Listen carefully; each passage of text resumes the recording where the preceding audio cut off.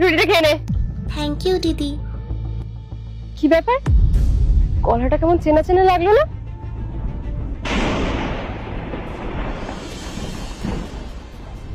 ঋতিকা এভাবে এখানে?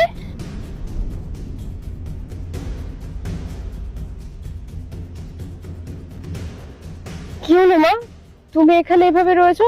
তোমাকে তো দেখে মনে হচ্ছে তুমি অনেকক্ষণ ধরে কিছু খাওনি। হ্যাঁ দিদি, কাল থেকে কিছু খাইনি আমি। কিন্তু তুমি কাল থেকে কিছু খাওনি কেন? তোমার বাবা মা নেই আর তুমি এভাবে এই ফুটপাতে শুয়ে রয়েছো, তোমার তো শরীর খারাপ হয়ে যাবে। দিদি, আমার এখানে থাকতে একদমই ভালো লাগে না, কিন্তু কি বার করবো, এটা তো আমার বাধ্যতা। কিন্তু মা, তোমার এমন কি বাধ্যতা হলো যে এই অবস্থায় এখানে রয়েছো? তোমার মা বাবা আছে যখন তুমি তাদের কাছে গিয়ে থাকো। না না দিদি, আমার তো মা বাবা আছে, কিন্তু সে অনেক বড় ঘটনা, তুমি জেনেই বা কি করবে। না, তুমি আমাকে বলো তোমার কি হয়েছে। আমি তোমাকে এভাবে দেখতে পাচ্ছি না, আর তোমার বয়সই বা কত? দিদি, তুমি এত করে যখন বলছো, ঠিক আছে তোমাকে আমি বলছি। আমার মাও আছে, বাবাও আছে, কিন্তু হঠাৎ করে আমার নিজের বাবা আমাদের ছেড়ে পৃথিবী থেকে চলে যায়।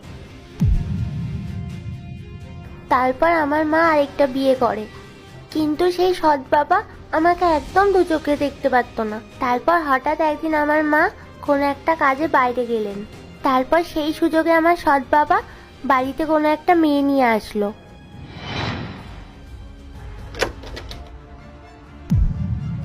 বাবা, উনি কে? ও ও আমার গার্লফ্রেন্ড হয়। গার্লফ্রেন্ড? তার মানে তুমি মায়ের সাথে চিট করছো? আরে আমি তো তোর মাকে কোনোদিনও ভালোই বাসিনি। আমি তো তোর মায়ের সাথে আছি শুধুমাত্র তোর মায়ের টাকার জন্য। আমি তোমার গার্লফ্রেন্ডকেই ভালোবাসি। বাবা, তুমি কিন্তু ঠিক করছো না, আমি মাকে সব সত্যিটা বলে দেব, তারপর মা তোমাকে ঘাট ধাক্কা দিয়ে বাড়ি থেকে বার করে দেবে। কি বললি তুই? তুই রাহুলকে বাড়ি থেকে বের করে দিবি?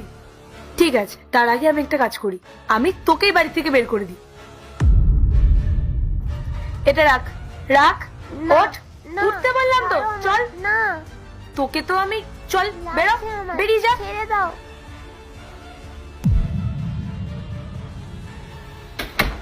চলো।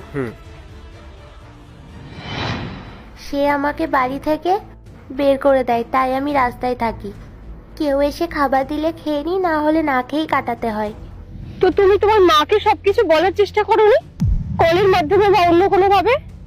বলার তো অনেক চেষ্টা করেছিলাম দিদি, কিন্তু ততক্ষণ অনেক দেরি হয়ে গেছিল। আর সেই সৎ বাবার গার্লফ্রেন্ড তো আমাকে বাড়ি থেকেই বের করে দেয়।